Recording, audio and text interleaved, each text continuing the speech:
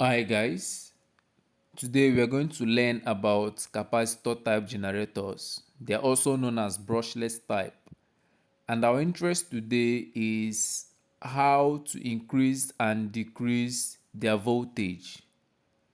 There is a secret about this type of generators and why they behave how they do. I'm going to reveal this secret to us before the end of this video. So stay tuned guys. Now, in case you want to locate the capacitor in this type of generators, for this smaller brand, you can see the capacitor right under the tank. So if you take off this tank, you can locate the capacitor and change it if need be. Alright, so that's for this smaller one.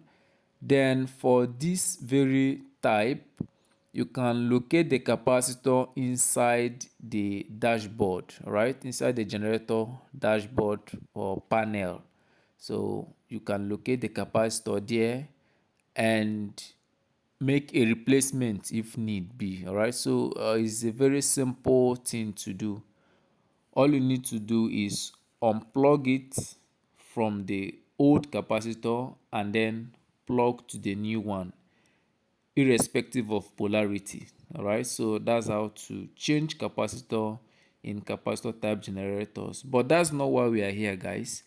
We want to see how to increase or decrease voltage in such generators. So all you have to do is to keep your eyes on the meter while I adjust the RPM of this generator.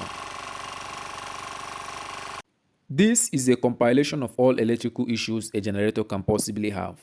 I have carefully organized the content step by step, including fault detection, troubleshooting, symptoms and implications, signs and their meanings, solution measures, coil rewinding, etc. I also included my personal work experiences to help you navigate difficult challenges with ease. Grab a copy through the link in the description of this video.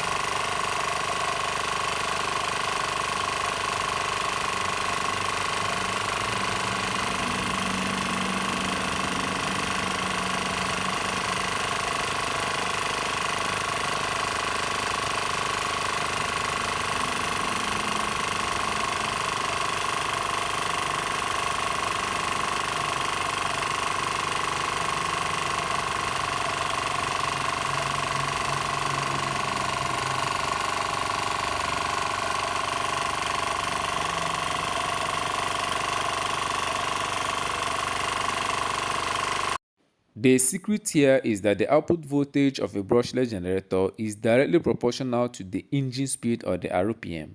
The voltage is unregulated. It depends on how fast or how slow the engine is running.